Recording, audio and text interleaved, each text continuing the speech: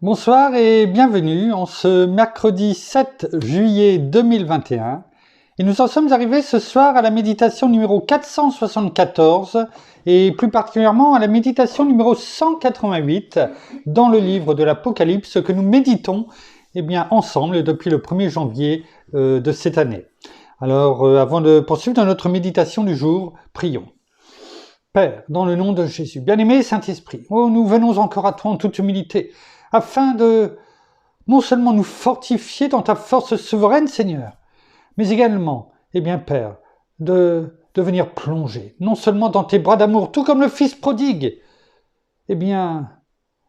venait et se sentait incapable, de te plaire. Et pourtant, tu l'as pris dans tes bras, tu l'as aimé. Tu ne lui as fait aucun reproche et tu agis chaque jour de la même façon avec nous. La seule chose que tu nous demandes, c'est de t'écouter, de t'obéir, de recevoir tes enseignements, de les mettre en pratique. Alors ce soir encore, viens, bien-aimé Saint-Esprit, nous enseigner, nous rappeler tout ce que le Seigneur veut nous dire, afin que nous portions du fruit à la gloire de notre Père qui nous aime tant, Amen. Nous poursuivons dans la méditation de la 6e lettre de notre Seigneur à l'église de Philadelphie, qui se trouve dans le chapitre 3, versets 7 à 13 du livre de l'Apocalypse. Et nous avions terminé hier le verset... Non, pas tout à fait. Nous sommes à la fin du verset numéro 9 que nous allons reprendre aujourd'hui ensemble. Il est écrit « Voici, je te livrerai des gens de la synagogue de Satan, qui se disent juifs et ne le sont pas, car ils mentent. » Voici ce que nous avions médité hier, et notamment en terminant en disant, qui est enfant véritable? Qui est l'enfant de Dieu véritable? Il ne suffit pas de faire partie du peuple de Dieu en tant que juif dans la chair, mais il faut avoir reçu le Seigneur comme Seigneur et Sauveur de notre vie. Et nous allons méditer ce soir cette dernière partie de ce verset numéro 9 où il est écrit « Voici, je les ferai venir se prosterner à tes pieds et reconnaître que je t'ai aimé. » Notons que cette dernière phrase de ce verset numéro 9, une nouvelle fois commence par « voici ». Je vous renvoie dans les méditations précédentes où nous en avons parlé. Et que nous dit ce verset? Je les ferai venir. De qui parle-t-on? Déjà, notons que c'est « je », c'est-à-dire notre Seigneur dit « moi-même, je vais les amener à toi ». C'est ce qu'il nous dit ici. Je les ferai. Ici. Ça vient du verbe grec poieo, ici, ferai. Du verbe grec poieo, qui veut dire, qui a plusieurs sens. Maintenant, vous le savez, c'est pourquoi on n'abuse pas, mais on abuse encore plus, je dirais, de ces traductions grecques, parce que cela nous permet de plonger dans les racines de ce que notre Seigneur veut nous faire comprendre par notre bien-aimé Saint-Esprit. Parce que le français ne reflète pas, comme les autres langues en règle générale, ne reflète pas le caractère total, complet de ce que notre Seigneur a voulu nous dire. Et là, le verbe grec poieo veut dire former, façonner, un peu comme notre Père nous façonne sur le tour du potier. Préparer, rendre prêt. C'est-à-dire que le Seigneur le dit, je vais les rendre prêts, je vais les façonner, je vais les préparer, ça veut dire également faire exécuter quelque chose à quelqu'un. C'est-à-dire que le Seigneur est en train de nous dire, je vais les obliger, je vais leur dire, d'exécuter l'ordre que je vais leur dire. C'est faire exécuter quelque chose à quelqu'un. Il va, tout comme à l'armée, eh bien, quand on reçoit un ordre et que l'on est ou quand on nous dit garde à vous et que on a tout intérêt à se mettre garde à vous, hein, pour ceux qui ont fait leur service militaire, vous comprendrez. Et toute proportion gardée, bien sûr, cet exemple, mais celui qui commande, celui qui est au-dessus de toute chose, celui qui a reçu toute autorité, tout pouvoir, eh bien, va donner cet ordre à toutes ces personnes, à ces juifs, comme il est dit pour l'église de Philadelphie, mais aujourd'hui c'est à toute personne, c'est-à-dire tous ceux qui ne sont pas enfants de Dieu, c'est cela que ça veut dire. Eh bien, il va leur dire quelque chose et qu'ils vont devoir exécuter. C'est également accomplir une promesse. C'est-à-dire que ce qu'il dit, eh bien, il nous dit déjà ce qu'il va faire, ce qu'il va même leur faire faire. Et ce que le Seigneur dit, il le fait. C'est cela que veut dire « ferai ». Ici, je les ferai. Regardons ce qui est écrit dans Matthieu, chapitre 4, versets 19 et 20. Matthieu, chapitre 4, versets 19 et 20. C'est le même mot, poieo, qui est utilisé ici. Et le Seigneur se trouve sur le bord de la mer de Galilée, et là il vit deux frères. Simon, appelé Pierre, et André, son frère, qui étaient là et qui jetaient un filet dans la mer. Il précisait, en effet, ils étaient pêcheurs de profession. Et là, au verset 19, le Seigneur leur dit, il est écrit, il leur dit, « Suivez-moi, et je vous ferai pêcheurs d'hommes. » C'est le même mot, poieo, c'est le même verbe qui est utilisé ici dans l'Apocalypse au verset 9 de ce chapitre 3 que là, au verset 19, dans Matthieu chapitre 4. Il leur dit à Simon et à André, donc à Pierre et à André, il leur dit « Suivez-moi et je vous ferai pêcheurs d'hommes. » Et en fait, il le dit à l'impératif, il leur donne un ordre. Et cet ordre qu'il leur dit, eh bien, non seulement il leur demande d'exécuter finalement ce qu'il leur dit. Suivez-moi. Et il leur donne une promesse. Cet ordre est assorti d'une promesse. Je vous ferai pêcheurs d'hommes. Et sa promesse, eh bien, il leur a donné. Et rappelons-nous que ferai, c'est également accomplir une promesse. Ce n'est pas simplement faire une promesse. Malheureusement, combien l'être humain fait de promesses, et on le voit tellement dans le domaine politique, mais pas que, bien sûr, dans le monde du travail en règle générale et dans les familles aussi. Et combien sont oubliés, combien sont passés à l'as. Mais là, le Seigneur, quand il dit « Je vais accomplir la promesse que je vous dis, quand je vous dis « je ferai », c'est la même qu'il nous donne dans Apocalypse chapitre 3, verset 9, c'est la même qu'il donne ici à Simon, Pierre, et à son frère André, mais aussi par la même à chacun d'entre nous. Il leur dit « je vous ferai pêcheurs d'hommes ».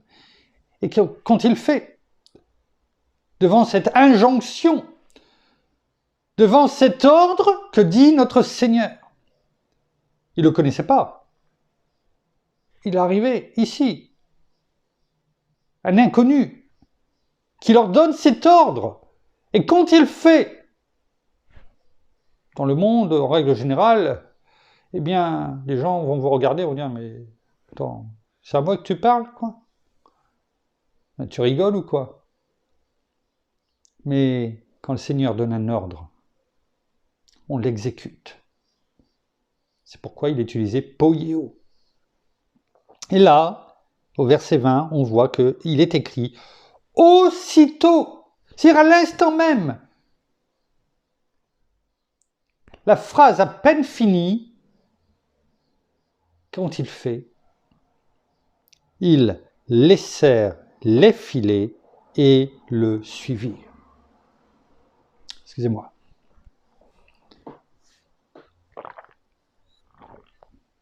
Et le suivirent. Cela montre l'impact de l'utilisation du verbe poieo. Alors que on pourrait lire tout simplement « je les ferai ». Je les ferai. Voilà, en français. Et on ne voit pas l'impact de ce verbe. Et là, on le voit. Et c'est encourageant pour nous. Non seulement parce qu'il nous dit, comme à Pierre et à André, son frère, il lui dit, je ferai de vous des pêcheurs d'hommes. Et il l'a dit eh bien, dans le dernier chapitre de Matthieu, hein, parce qu'il dit, allez partout dans le monde, etc. C'est l'accomplissement de sa promesse. Et là,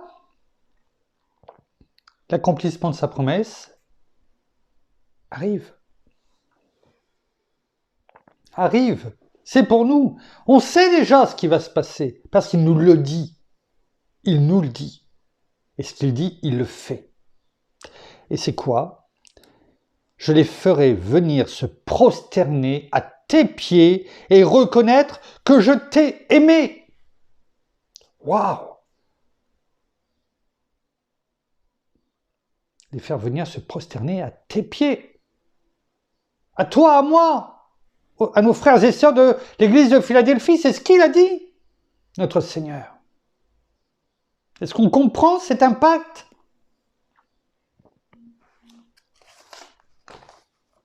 Se prosterner.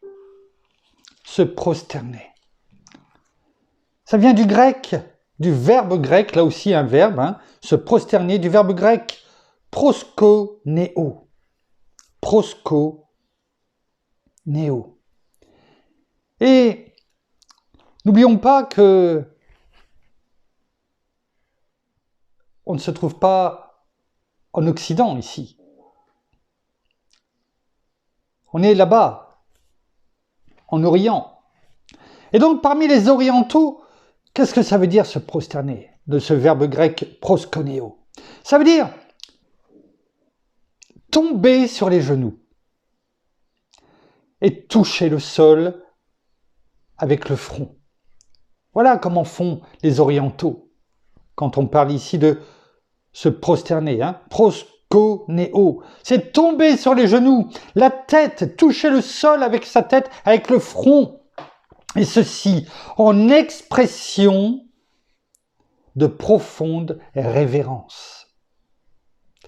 Quand le Seigneur nous dit « Je les ferai venir se prosterner à tes pieds », ça veut dire qu'on peut voir l'image. Ça veut dire qu'il tombe à genoux, le front sur le sol,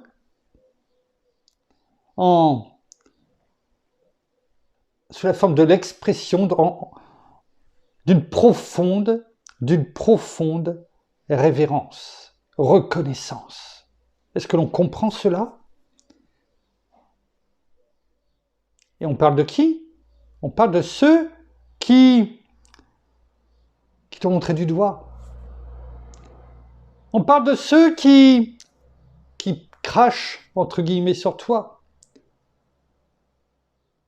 On parle de ceux qui te calomnient, qui font courir beaucoup de bruit, de paroles sur toi. C'est cela que le Seigneur va amener à se prosterner. Voilà sa promesse. Et elle s'accomplira. C'est quelque chose de puissant. C'est une sacrée promesse. Quand on l'a lu tout à l'heure, on ne pensait pas que cela voulait dire quelque chose d'aussi profond. C'est pourquoi il est bon de prendre le temps de rentrer. Et ça veut dire également, dans le Nouveau Testament, parce que là, c'est ce qu'on voyait beaucoup dans l'Ancien Testament, ce qu'on vient de dire. Et dans le Nouveau Testament, eh bien, ça veut dire s'agenouiller, se prosterner, rendre hommage et marquer également son obéissance. Ça veut dire que toutes ces personnes s'agenouilleront, se prosterneront en signe de révérence, mais aussi de reconnaissance, d'obéissance. Rappelons-nous, on en a déjà parlé dans les lettres précédentes. C'était notamment lorsque nous avons parlé de l'église de Thyatire.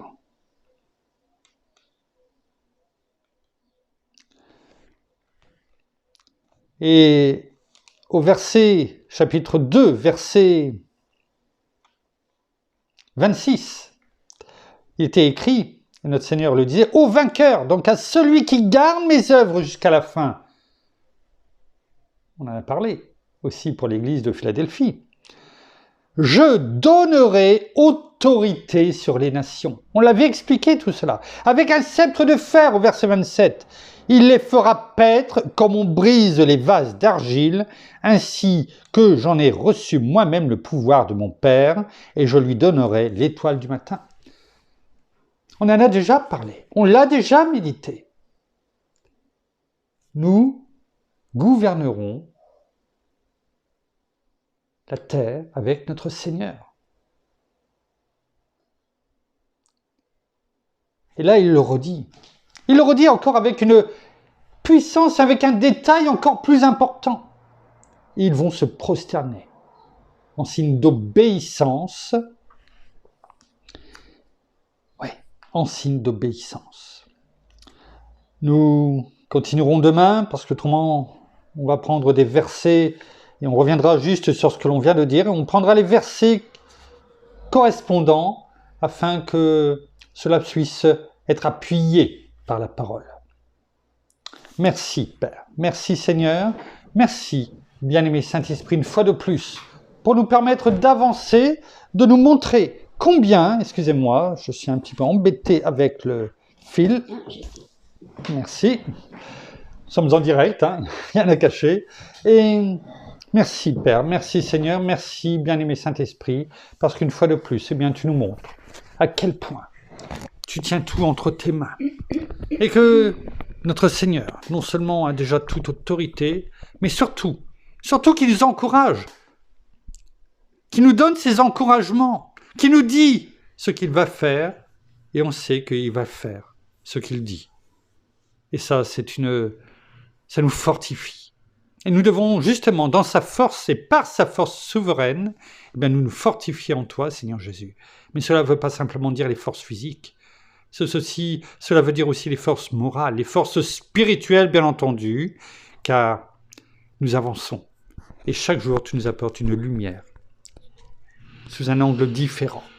Nous terminons par la prière. Oh, merci Seigneur, et bien encore ce soir pour ta parole. Merci parce que, comme nous le disons chaque jour, eh bien oui, tu te révèles à nous par notre bien-aimé Saint-Esprit.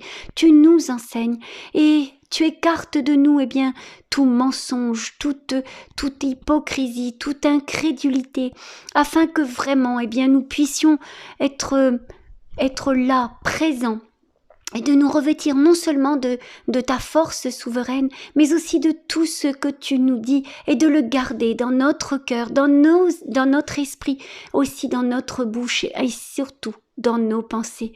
Alors nous voulons tous les jours continuer avec toi et voir ce que tu as comme promesse, parce que tu le dis.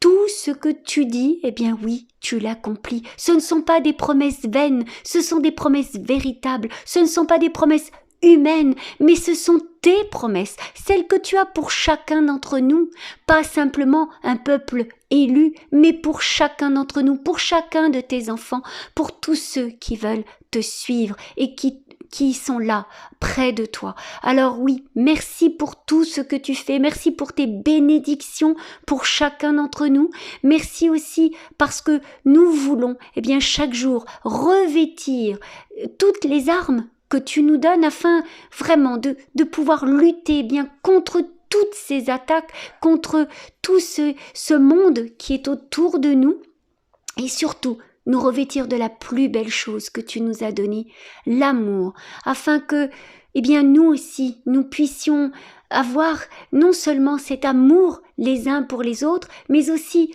pour tous ceux que tu peux nous donner, tu vas nous donner, ou tous ceux que nous pouvons croiser, et pas faire des distinctions de personnes, mais tout simplement, comme toi tu l'as fait, tendre la main, ouvrir ses bras, ouvrir aussi son cœur, ouvrir notre bouche, afin que, que nous puissions vraiment impacter un maximum de personnes et que toutes ces personnes, soient sauvées. Alors oui, cela n'est pas chose facile pour par moment, mais c'est pourquoi tu nous l'as dit, que oui, nous aurions des difficultés, des tribulations, et que peut-être, comme toi, nous serions critiqués, nous serions blasphémés, mais tenons donc ferme contre tout cela, et surtout, allons de l'avant, et surtout, nous te voulons encore vraiment te remercier pour tout ton amour et pour tout ce que tu fais pour chacun d'entre nous. Alors demeurons fermes dans la foi, mais aussi soyons persévérants et surtout obéissants, afin de ne pas nous écarter du chemin et de la voie droite que tu as pour chacun d'entre nous. Alors soyez tous abondamment bénis, frères et sœurs, dans le nom de notre Seigneur Jésus-Christ de Nazareth. Amen. Amen.